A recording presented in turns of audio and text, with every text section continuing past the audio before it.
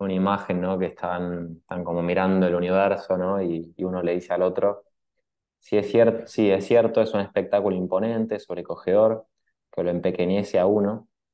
Ahora, no es por darme importancia, pero ¿qué sería de todo esto si no lo tuviera uno para que lo admire, ¿no? Qué bueno, qué buena Y reflexión. está bueno, ¿no? Sí, el Sí. profesor que está ahí, Oscar Beltrán, la usaba para hablar del tema justamente de la centralidad del hombre en el universo, según Santo Tomás. Ajá. Después, bueno, él va a poner otros textos, ¿no? Pero empezaba con esta imagen que me parecía que venía bien con lo que terminaba de decir el padre El padre Daniel. Daniel. Eh, bueno, que también es un tema muy, muy moderno, o sea, humanista, renacentista y moderno, ¿no? Porque pienso, por ejemplo, en Pascal, este tema de la miseria y la grandeza del hombre, ¿no? Que el hombre es un junco pensante, ¿no? Que en cuanto junco, en cuanto es miserable por su pequeñez material, porque una bacteria ya chiquita lo puede matar, porque es un puntito en el medio de un universo que cada vez conocemos más y que es cada vez más grande. Eh, bueno, al mismo tiempo es la grandeza de todo el cosmos, es persona, esa imagen de Dios, ¿no? Eh, entonces, bueno, acá se ve un poco esa idea de la miseria y la grandeza, la pequeñez ontológica y moral a veces por el pecado, por los defectos del obrar humano, pero al mismo tiempo la grandeza metafísica y también moral, por la libertad, por ser imagen de Dios que tiene el hombre. Eh, Se ve muy bien, ¿no? Es un espectáculo imponente, sobrecogedor, que a uno lo deja pequeño por un lado, porque uno es un polvo, ¿no? Somos polvo de estrellas, como dicen algunos científicos, Ujú. y al mismo tiempo, ¿qué importancia tendría tanta abundancia del cosmos material si no hubiese una persona humana que fuera capaz de con su inteligencia captar el orden del mundo, ¿no? Eh, entonces, de alguna manera está todo hecho para el hombre por más que el hombre sea pequeño. Bueno, me parecía bien empezar con esta idea y Bien. bueno, ya con eso sí pasamos a la parte que me toca a mí, que es más bien una presentación del segundo bloque. Tengo acá una pequeña presentación. Eh, el bloque, bueno, este primer bloque era más para enmarcar un poco la antropología y el estudio acerca del hombre desde la filosofía y también desde la teología, ¿no? Pero Sí. la segunda parte de este módulo va más un poco de lleno a los temas clásicos de la antropología. Primero, bueno, una primera unidad es acerca de el carácter ilemórfico del ser humano, es decir, que es un compuesto de materia y forma, por eso, de alguna manera, la antropología se entroncaba con lo que decía Cox con el tema de la filosofía de la naturaleza, es decir, dentro de los entes corpóreos, que son todos ilemórficos, están todos compuestos de materia y forma, son todos móviles, ¿no? Se encuentra el ser humano, que también es un ente móvil, corpóreo, materio formal, que tiene materia, tiene forma, tiene cuerpo, tiene alma. En el caso de, bueno, es un viviente, es decir, que su forma sustancial es un alma, y es un viviente especial porque es un viviente racional que tiene dominio sobre su propia vida. Y entonces, en el hombre, esa forma sustancial, esa alma, es el alma racional, es un alma propiamente espiritual, ¿no? Entonces, si bien es un caso especial dentro del mundo físico, el hombre no deja de ser un compuesto ilemórfico, ¿no? De metil forma de cuerpo y alma. Acá, bueno, también parte de este segundo bloque es tratar de mostrar la antropología de Santo Tomás en el panorama de las antropologías actuales. Y bueno, ya Cox estuvo mencionando algunas corrientes. Eh, si nosotros consideramos este tema de el hombre como unidad sustancial de un cuerpo orgánico, material, viviente, y un alma espiritual que vivifica ese cuerpo y lo hace ser cuerpo y lo hace ser viviente, y el alma por la que el hombre es propiamente hombre, ¿no? Con inteligencia, con voluntad, etcétera. Bueno, son sobre todo los errores que se pueden dar. Por un lado, reducir al hombre a su parte formal, a su parte eh, psíquica, a su parte animal en el sentido anímico, ¿no? A su parte espiritual, es decir, que el hombre es un puro espíritu, como decía Platón, no Sócrates o el alma de Sócrates, o Sócrates vestido con el cuerpo, ¿no? Que el cuerpo con una especie de vestido, o a veces se usa la metáfora del navío, de la embarcación, ¿no? Donde el hombre es navegante, ¿no? O la imagen del motor y el móvil, es decir, mi cuerpo es una especie de, de ¿cómo se dice?, de plataforma, digamos, en la que yo soy alguien que dirige, ¿no? Como un navegante navega, digamos, en su nave, o como diría Descartes, una res cogitans, ¿no? Una cosa que piensa, ¿no? Yo soy simplemente un yo pensante y mi cuerpo es algo distinto de mí, es una res extensa, eh, es distinta de las cualidades que tiene mi espíritu, que mi espíritu es inmaterial, es inextenso, etcétera, y mi cuerpo bueno, está sometido a las tres dimensiones y demás. Bueno, acá habría muchas corrientes y sobre todo aparece esto de reducir al hombre o a la persona a un espíritu consciente que dispone de sí mismo, ¿no? Que esto, bueno, hace que en temas como, no sé, el aborto, por ejemplo, a personas que todavía no desarrollaron su capacidad de acción racional, que todavía no tienen uso de razón o que no son plenamente conscientes, bueno, no se las considere personas, sino hasta que demuestren propiamente que son espirituales, ¿no? Cuando no se reconoce que en el fondo la persona desde el instante de su concepción es espiritual, por más de que no tenga el ejercicio o el uso de sus potencialidades espirituales, pero eso no significa que no estén ahí ya latentes, ¿no? Porque si no están desde el principio, no aparecen nunca, ¿no? Eh, es ese absurdo de que el hombre se va humanizando en el desarrollo material de su organismo, y eso es una falacia. Eh, y bueno, también se ve en la ideología de género, bueno, ejemplos que ya puso Cox, el transhumanismo, ¿no? Considerar al cuerpo como una especie de lastre, como una masa que uno puede disponer como quiere, ¿no? Mi cuerpo es mío, mi decisión. Bueno, todo esto son implicancias contemporáneas de reducir al hombre a un espíritu o a su razón y al mismo tiempo reducir al espíritu y la razón a una fuerza de dominio por sobre lo material, ¿no? Eh, Bien, entonces reducir la inteligencia a racionalidad constructiva y reducir la voluntad a un hacer, un dominar por sobre la materia.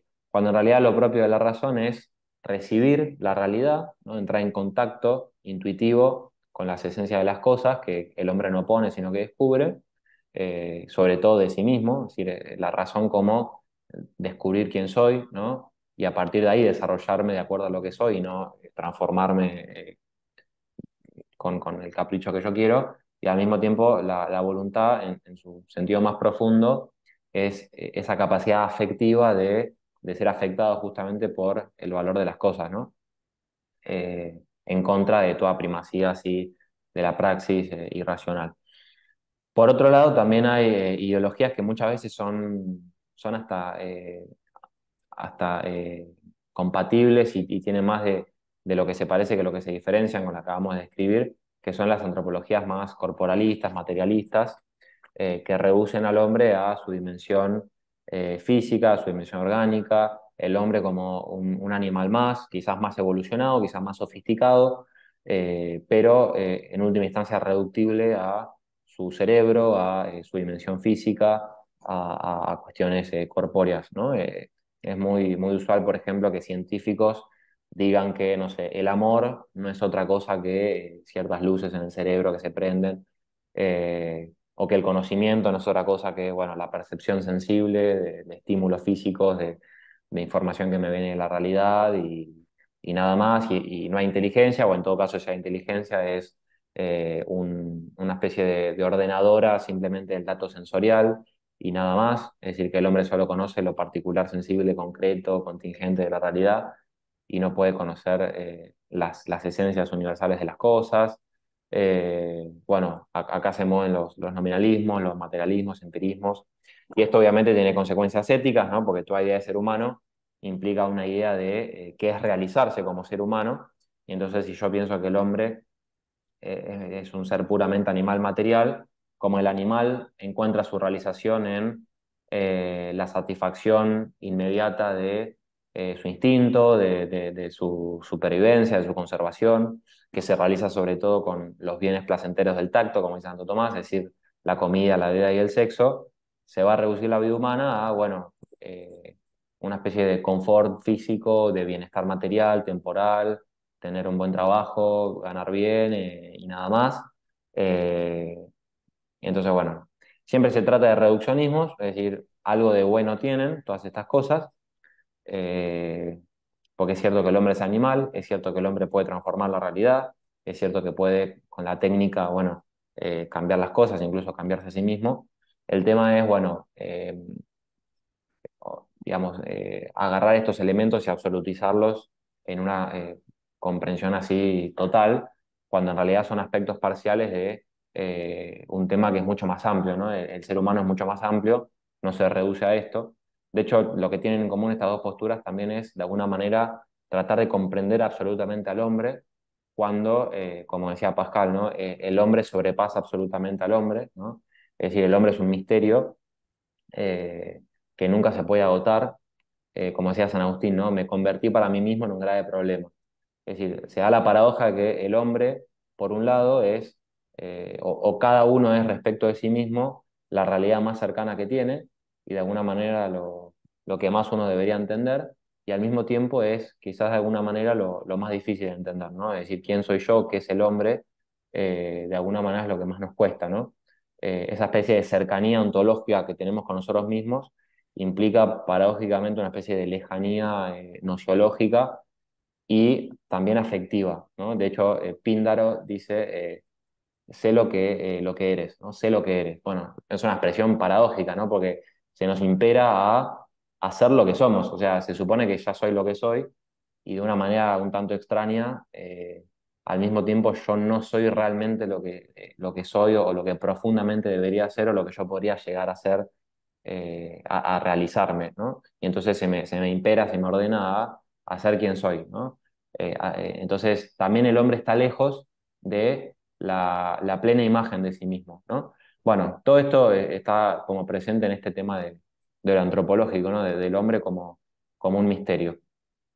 Acá está bueno, ahí cito a Marcel, ahora voy a esa cita, pero Marcel también dice, él tiene esta distinción conocida, ¿no? Entre misterio y problema, que, bueno, me parece interesante para lo que acabo de decir, porque él dice, bueno, un problema, viste que etimológicamente problema, pro es hacia o delante, y blema viene de balo, que es arrojar, ¿no? Problema es lo que está arrojado enfrente, ¿no? Es, literalmente es lo mismo que objeto, ¿no? Problema, objeto es lo mismo. Ob es delante, jeto, yectum, proyectil, ¿no? Es, problema es proyectil, ¿no? Lo que está arrojado enfrente. Entonces, ante un problema uno se ve como, como extraño, como externo, es decir, el problema es algo que está enfrente, que es distinto de mí y que yo puedo resolver, ¿no? Es algo que puedo comprender y resolver un problema matemático, por ejemplo, ¿no?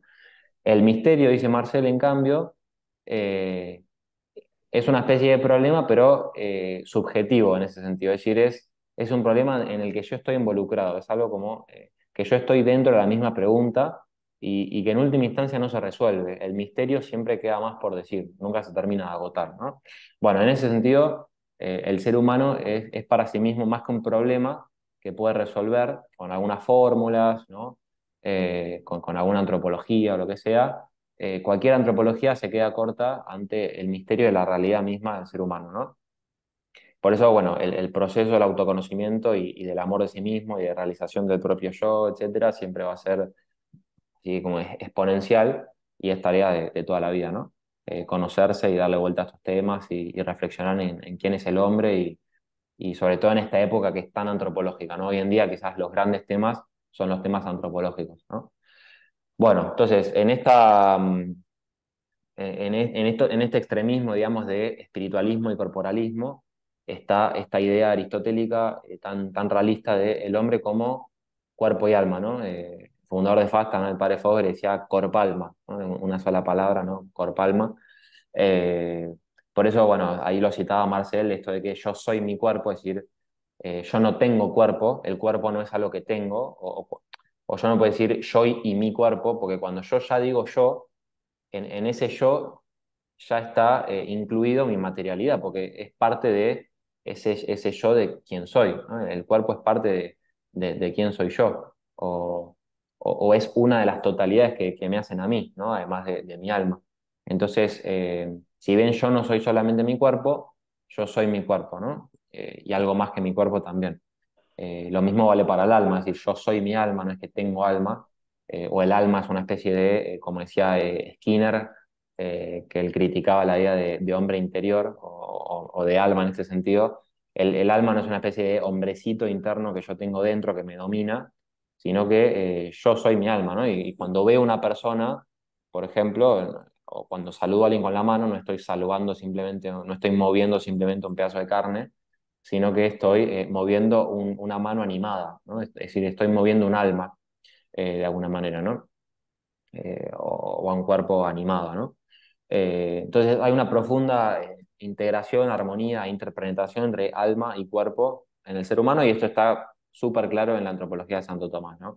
Santo Tomás deja muy en claro, en contra de errores de su época, materialistas y espiritualistas, que el alma racional es forma de un cuerpo, ¿no? Y que el cuerpo es una parte esencial de la naturaleza humana, que el alma separada del cuerpo está en un estado violento, antinatural, por más que esté en la bienaventuranza eterna, ¿no? Es decir, por más que ya el alma vea a Dios cara a cara, sin el cuerpo, es decir, antes de la resurrección, hay como cierta incompletitud, ¿no?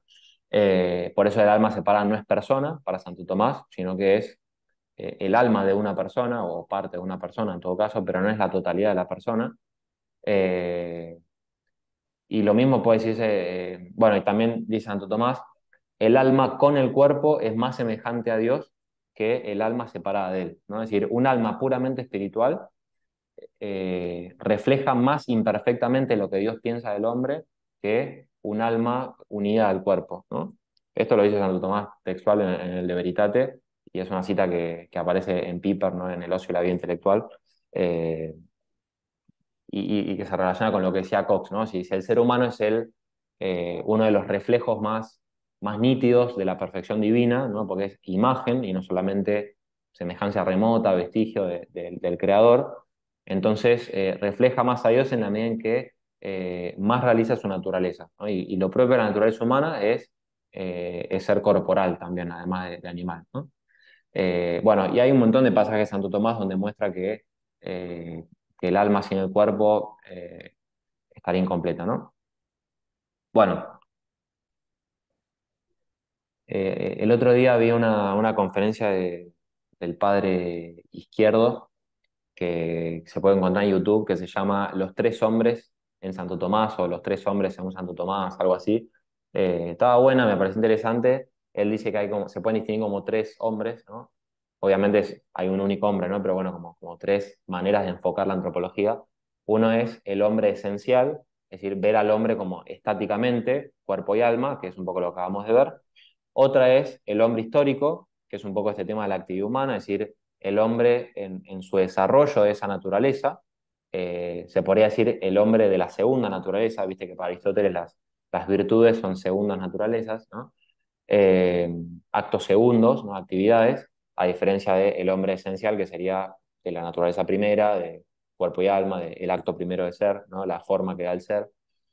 Bueno, acá es ver a la forma como principio de operaciones, por las cuales el hombre se va desplegando en su vida, ¿no?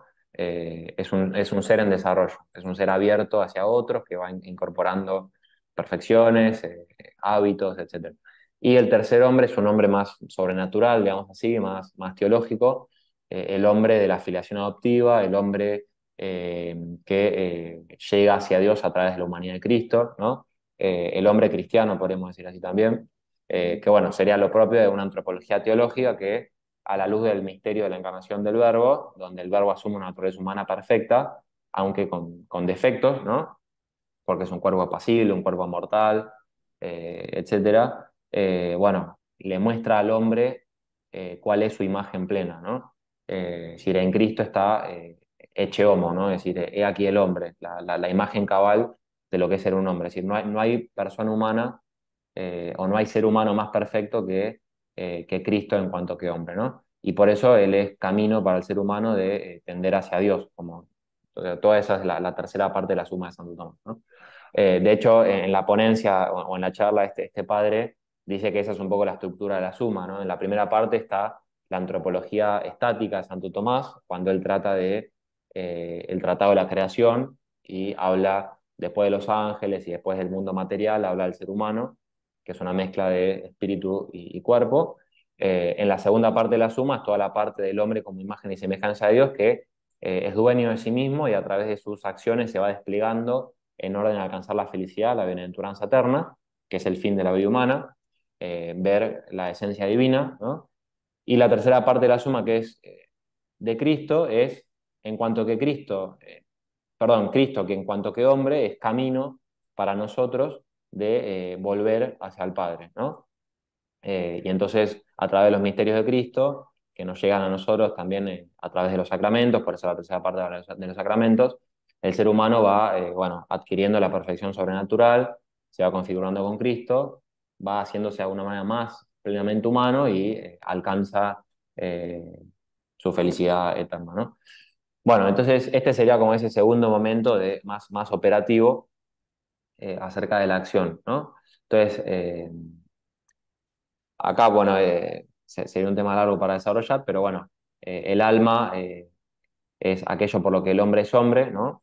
El alma como principio de ser, de vida y de obrar, ¿no? Eh, por el alma es que el hombre está animado y recibe el ser, recibe la vida, y porque existe y porque tiene vida es que puede obrar, ¿no? El obrar sigue al ser, ¿no? Entonces, según que el hombre es hombre y tiene esa forma, esa naturaleza, que después puede obrar de acuerdo a lo que es. Y bueno, por la libertad también el hombre puede hacer acciones que van en contra de esa naturaleza. El hombre se puede desvirtuar, ¿no? y puede pervertir sus tendencias naturales y puede alejarse de su fin y de quién es él. Eh, pero bueno, todo este capítulo de este segundo bloque habla de la actividad humana, ¿no? Eh, pero bueno, me parecía importante enraizar esto de las acciones humanas con el acto primero de ser, es decir, todas acciones, todos los actos segundos del ser humano están llamados a ser una prolongación, un fruto de lo que el hombre primeramente es, ¿no? Esta idea de que la ética es la realización del bien, pero que se conecta con lo que la inteligencia capta de verdadero en la propia naturaleza, ¿no? Por eso la importancia que tiene para la ética clásica la prudencia, por ejemplo, es decir, toda la vida moral del ser humano, toda la actividad humana está nutrida de una mirada acerca de la verdad, de la realidad, y toda la vida moral es una realización de la verdad, ¿no? Es un obrar la verdad, caridad en la verdad, ¿no? Decía Benedicto XVI. Entonces, bueno, esta parte hace referencia a esa segunda parte de la suma. Santo Tomás, bueno, empieza hablando de la felicidad, del fin último del hombre. Todas las acciones humanas tienen un fin y todo el conjunto de la vida humana, en ese sentido como de actividad humana, como todas las acciones que el hombre hace, se ordenan a un fin último único que orienta toda su vida y que es la felicidad y que consiste en ver la esencia de Dios, aunque para algunos consista en el honor, en el placer, en el poder, en la fama, ¿no? Pero bueno, toda la vida humana, esto es importante, se orienta como a su fin hacia una operación.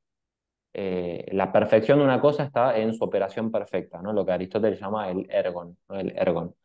Entonces, eh, el alma es un acto, pero es un acto fundamental, primero, que está llamado a desplegarse hasta llegar a su operación perfecta, que realiza la esencia de lo que es el hombre. Y esa operación perfecta es la operación de la potencia humana característica, que es la inteligencia, y es respecto de el objeto más alto que el ser humano puede pensar, que es Dios, ¿no? Entonces, el ser humano se va a realizar en la medida en que conozca y ame a Dios, básicamente. Que eso se va a cumplir en la vida eterna, pero ya en esta vida se puede hacer de manera más o menos intermitente e imperfecta, digamos, pero se puede, ¿no? Y en eso consiste la felicidad imperfecta en esta vida, ¿no? En conocer y amar a Dios, sobre todo en amarlo, ¿no? Santo Tomás dice que en esta vida, sobre todo, hay que amar a Dios más que conocerlo, ¿no? En la vida eterna, primero va a estar el conocimiento y después el amor, pero en esta vida hay un primado especial del amor, ¿no? De la caridad. Eh, bien, bueno, esto me parece importante, ¿no? Acá obviamente entran algunas acciones que más que acciones son pasiones, es decir, que más que hacerlas nosotros decididamente, más bien encontramos que suceden en nosotros, y es el caso de las emociones, ¿no? Santo Tomás tiene un tratado riquísimo acerca de la vida pasional del hombre, uno de los más originales de la Edad Media. Eh, entonces habla también del tema de las pasiones, la moralidad de las pasiones. Y bueno, todo esto se complementa con hábitos que hacen que nosotros podamos obrar perfectamente, es decir, conforme a nuestra naturaleza y en orden a nuestra felicidad, que son las virtudes, ¿no? Las virtudes.